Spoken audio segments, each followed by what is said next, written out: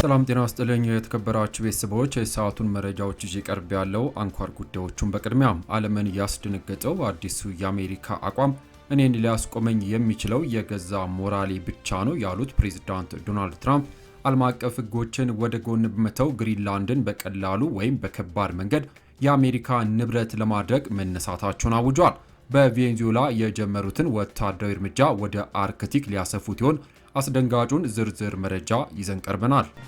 እስራኤል ለሶማሊላንድ የሰጠችው እውቅና የ23 ሀገራትን ቁጣ ቀሰቀሰ። ከሳውዲ አረቢያ እስከ ቱርክ፣ ከግብፅ እስከ ኢራን ያካተተው ግዙፉ ጥምረት የእስራኤል የውጭ ጉዳይ ሚኒስትር ወደ ሶማሊላንድ ማቅናታቸው ሉዓላዊነትን መድፈር ነው ሲሉ አውግዘውታል። እስራኤልን ከአፍሪካ ቀንድ ለማስወጣት የተገባው ቃልና በአረብ ሀገራት በኩል የተሰጠው ጠንካራ ማስጠንቀቂያ ምን አንድምታ ይኖረዋል? በዝርዝሩ የምሰሙት ይሆናል። ህዝባዊ ተቋሙ አገሪቱን እያናወጣት ባለበት በዚህ ወቅት ከፍተኛ መሪ አያቶላ አሊ ካሚኒ ተቋሚዎችን የትራምፕ ተላላኪዎች ሲሉ ፈርጇቸው ከ67 ከተሞች የቀጠለው አመፅና የሟቾች ቁጥር መጨመር ቴህራንን ወደ ከባድ እርምጃ፣ ዋሽንግተን ደግሞ ወደ ወቀሳ ደብዳቤ መርቷታል።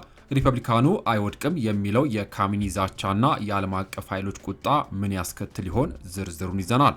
እስከ ቪዲዮ ፍጻሜ አብራችሁን ቆዩ። ቻናሉን ሰብስክራይብ በማድረግ የደወል ምልክቷን መጫን፣ ቪዲዮን ላይክ ማድረጉን አይዘንጉ። ዝርዝር መረጃውን አድምጡ፣ አብረን እንከታተለው።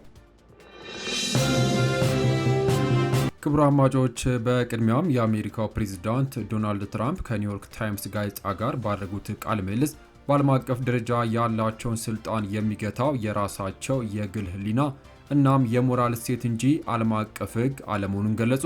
ስለ ስልጣን ገደብ በዓለም አቀፍ ደረጃ ያለውትን ስልጣን የሚገታ ነገር አለ ወይ ተብለው ሲጠየቁ አዎ አንድ ነገር አለ፣ እሱም የራሴ ሞራልና የራሴ አስተሳሰብ ነው። እኔ ሊያስቆመኝ የሚችለው ብቸኛው ነገር ይሄ ነው ብሏል።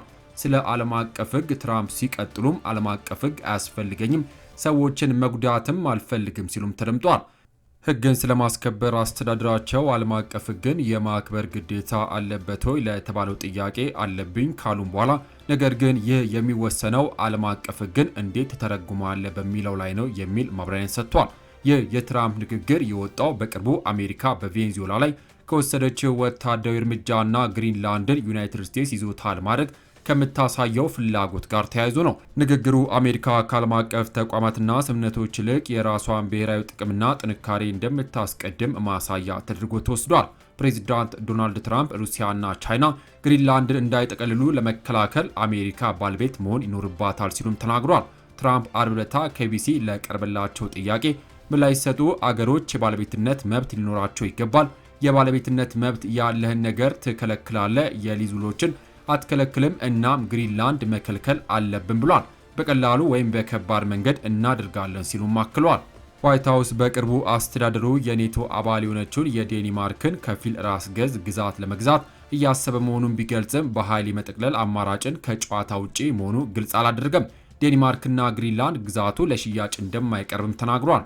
ዴንማርክ ወታደራዊ እርምጃ የትራንስ አትላንቲክ የመከላከያ ጥምረትን እንዲያበቃለት እንደሚያደርግም አስጠንቅቃለች። በሰሜን አሜሪካና በአርክቲክ መካከል የምትገኘው ግሪንላንድ ምንም እንኳን በጣም ብዙ ሕዝብ የማይኖርባት ግዛት ብትሆንም አቀማመጧ የሚሳኤል ጥቃቶች ሲከሰቱ ለቅድመ ማስጠንቀቂያ ስርዓቶችና በክልል ውስጥ መርከቦችን ለመቆጣጠር ምቹ ቦታ ያደርጋታል። የአሜሪካው ፕሬዝዳንት ግሪንላንድ ለአሜሪካ ብሔራዊ ደህንነት ወሳኝ እንደሆነች በተደጋጋሚ ሲናገሩ ያለምንም ማስረጃ የሩሲያና የቻይና መርከቦች በየስፍራው ይገኛሉ ብሏል። አሜሪካ ከሁለተኛው የዓለም ጦርነት ጀምሮ በግሪንላንድ ሰሜን ምዕራብ ጫፍ በሚገኘው የፒቱፊክ የጦር ሰፈሯ ከ100 በላይ ወታደሮች በቋሚነት አስፍራለች። ከዴንማርክ ጋር በተደረጉ ስምምነቶች መሰረት አሜሪካ የፈለገችውን ያህል ወታደሮችን ወደ ግሪንላንድ የማምጣትም ስልጣን አላት። ነገር ግን ትራምፕ በዋሽንግተን ለጋዜጠኞች በሰጡት መግለጫ የሊዝ ስምምነት በቂ እንዳልሆነ ተናግረዋል። አገሮች የ9 ዓመት ወይም የ100 ዓመት ስምምነቶችን ማድረግ አይችሉም ሲሉ የባለቤትነት መብት ሊኖራቸው እንደሚገባም አክሏል። የቻይናን ሕዝብ ወዳለው የሩሲያን ሕዝብ ወዳለው ያሉት ትራምፕ ግን በግሪንላንድ ጎረቤቴ እንዲሆን አልፈልግም ብሏል። የአሜሪካው ፕሬዝዳንት በነገራችን ላይ ኔቶ ይህንን መረዳት አለበት ሲሉ ለጋዜጠኞች ተናግሯል። ማክሰኞ ዕለት 6 የአውሮፓ ሀገራት ለዴንማርክ ያላቸውን ድጋፍ ገልጿል። ዩናይትድ ኪንግደም፣ ፈረንሳይ፣ ጀርመን፣ ጣሊያን፣ ፖላንድ፣ ስፔንና የዴንማርክ መሪዎች በጋራ ባወጡት መግለጫ ግሪንላንድ የህዝቦቿ ናት፣ ግንኙነታቸውን በተመለከተ ጉዳዮች ላይ መወሰን የሚችሉትም ዴንማርክና ግሪንላንድ ብቻ ናቸው ብሏል። እንደ አሜሪካ በአርክቲክ ደህንነት ላይ ቁርጠኛ መሆናቸውን አጽንኦት የሰጡት እነዚህ አገራት ይህ ሊሳካ የሚችለው አሜሪካን ጨምሮ አጋሮች በጋራ በመሆን እንዳለበትም ተናግሯል። በተጨማሪም የተባበሩት መንግስታት ቻርተር መሪዎችን ማለትም ሉዓላዊነትን፣ የግዛት አንድነትና የማይጥስ ድንበርን ጨምሮ እንዲከበር ጥሪ አቅርቧል። ትራምፕ ቅዳሜ ዕለት ፕሬዝዳንቱ ኒኮላስ ማዱሮን ለመያዝ በቬኔዙዌላ ላይ ወታደራዊ ኃይል ከተጠቀሙ በኋላ የግዛቲቱ የወደፊት ሁኔታ ላይ ዳግም ስጋት ተፈጥሯል። ትራምፕ ቀደም ሲል እንደ አውሮፓውያን አቆጣጠር በ2019 በመጀመሪያው የስልጣን ዘመናቸው ደሴቲቱን ለመግዛት ጥያቄ አቅርበው የነበረ ቢሆንም ደሴቲቱ ለሽያጭ እንደማትቀርብ ተነግሯቸዋል። የአሜሪካ የውጭ ጉዳይ ሚኒስትር ማርኮ ሩቢዮ በሚቀጥለው ሳምንት ከዴንማርክ ጋር ይወያያሉ። ከቅርብ ዓመታት ወዲህ በግሪንላንድ ብርቅዬ ማዕድናት ዩራኒየም እና ብረትን ጨምሮ ያለው ፍላጎት እየጨመረ መጥቷል። እነዚህ ማዕድናት በረዶ በአየር ንብረት ለውጥ ምክንያት ሲቀልጥ በቀላሉ ማግኘት የሚቻሉ ናቸው። ሳይንቲስቶች ከፍተኛ የነዳጅና የጋዝ ክምችት ሊኖር እንደሚችልም ይገምታሉ።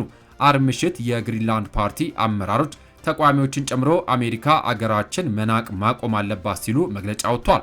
አሜሪካውያን መሆን አንፈልግም፣ ዴኒማርካውያን መሆን አንፈልግም፣ ግሪንላንዳውያን መሆን እንፈልጋለን ብሏል። የፖለቲካ ፓርቲዎቹ በመግለጫቸው ላይ የግሪንላንድ የወደፊት ዕጣ ፈንታ በግሪንላንድ ሕዝብ መወሰን አለበት ሲሉም ተናግረዋል። የኢራን የበላይ መሪ አያቶላ አሊ ካሚኒ የጸረ መንግስት ተቋሚዎችን የአሜሪካው ፕሬዝዳንትን ለማስደሰት እየጣሩ ያሉ ችግር ፈጣሪዎች ናቸው አሉ። ኢራን ለመንግስታቱ ድርጅት ጸጥታው ምክር ቤት አሜሪካ አመፅን በመግፋፋት እናም ሰፊ የሆነ ውድመት እንዲደርስ ተቋሚዎችን በመጠቀም የወቀሳ ደብዳቤ አስተጋብታለች። ትራምፕ በበኩላቸው ኢራን ከባድ ችግር ውስጥ መግባቷን ተናግሯል። በኢኮኖሚ ቀውስ ምክንያት ተቀስቅሶ ሰፊ የኢራን ክፍል ያዳረሰው ተቋሙ 13ኛ ቀኑን የያዘ ሲሆን የእስላሚክ ሪፐብሊክ አገዛዝ አብቅቶ ንጉሳዊ እንዲመለስ ጥሪ ቀርቧል። በተቋሙ ቢያንስ 48 ተቋሚዎችና 14 የጸጥታ ኃይል አባላት ሕይወት ማለፉ የሰብአዊ መብት ተቋማት አስታውቋል። በአገሪቱ የኢንተርኔት አገልግሎትም ተቋርጧል። አርብ ዕለት በቴሌቪዥን ቀርበው መልእክት ያስተላለፉት አያቶላ አሊ ካሚኒ አሻፈረኝ ባዮችን አስጠንቋል። እስላሚክ ሪፐብሊክ ወደ ስልጣን የመጣው በበርካታ መቶ ሺህ ሰዎች ደም መሆኑን ሁሉም እንዲያውቅ አድርጎ እናም ሪፐብሊኩ ይህንን በሚክዱ ሰዎች ፊት አይወድቅም ሲሉ የ86 ዓመቱ መሪ ተናግረዋል። ለተሰባሰቡ ደጋፊዎቻቸው በኋላ ላይ ባደረጉት ንግግርና በብሔራዊ ቴሌቪዥን ጣቢያ በተላለፈ ንግግራቸው ደግሞ ኢራን ለአጥፊ አካላት መልስ ለመስጠት አትታቀብም ብሏል። የኢራን የመንግስታቱ ድርጅት አምባሳደር አሜሪካ በኢራን የውስጥ ጉዳይ በመዛት በማነሳሳትና ሆን ብላ አለመረጋጋትና ግጭትን በማበረታታት ጣልቃ እየገባች ነው ሲሉ ለተመድ ባስገቡት ደብዳቤ ከሷል።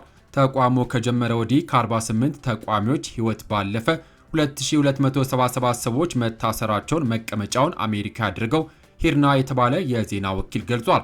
በኖርዌይ የተመሰረተው የኢራን የሰብአዊ መብቶች ድርጅት ደግሞ ህጻናትን ጨምሮ ቢያንስ 51 ተቋሚዎች ህይወት ማለፉን አስታውቋል።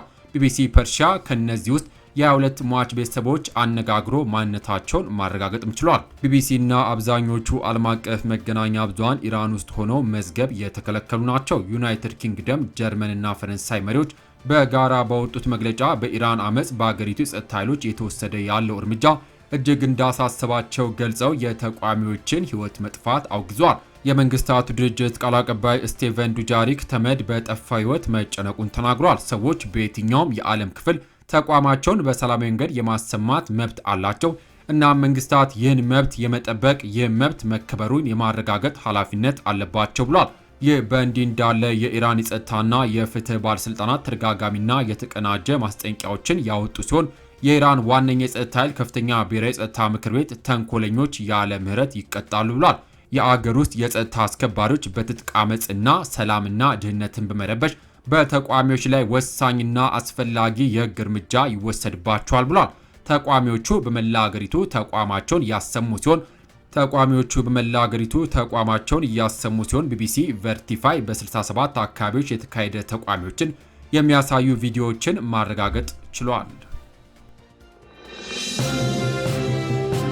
በሌላ ዜና የአረብና የእስልምና ሀገራት የእስራኤል ውጭ ጉዳይ ሚኒስትር ወደ ሶማሊላንድ ያደረጉትን ጉብኝት አወገዙ። የ23 አገራት ጥምረት የእስራኤል ውጭ ጉዳይ ሚኒስትር ጌዲዮን ሳር ማክሰኞ ዕለት ወደ ራስ ገዟ ሶማሊላንድ ያደረጉትን ጉዞ አጥብቆ ማውገዙን የሶማሊያ ውጭ ጉዳይ ሚኒስትር አስታውቋል። ይህ የጋራ መግለጫ የሳውዲ አረቢያ፣ ግብጽ፣ ቱርክ፣ ኢራን፣ ፓኪስታን፣ ኳታር፣ ሱዳንና ናይጄሪያ የውጭ ጉዳይ ሚኒስትሮችን ጨምሮ በሌሎች አገራት እንዲሁም በእስልምና ትብብር ድርጅት ድጋፍ የተሰጠ ነው።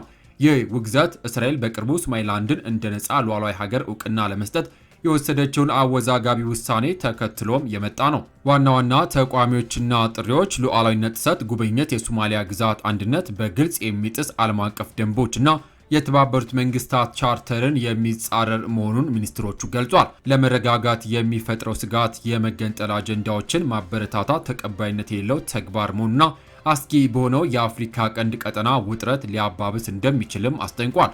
እውቅና እንዲነሳ የቀረበው ጥሪ ጥምረቱ እስራኤል ለሶማሊላንድ የሰጠችውን እውቅና በአስቸኳይ እንድታነሳ፣ የሶማሊያ አንድነት ሙሉ በሙሉ እንድታከብርና ለዓለም አቀፍ ሕግ ተገዢ እንድትሆን ጠይቋል። ሀገራቱ ለሶማሊያ ሉዓላዊነት የማይናወጥ ድጋፋቸውን በድጋሚ ማረጋገጥ ሞቃዲሾ ጉዳዩን በሰላማዊ ዲፕሎማሲ ለመፍታት ለምታደርገው ጥረት አድናቆታቸውን መግለጻቸውንም ሚኒስትሩ አመልክቷል። ዘገባው የስፑቲንክ ነው።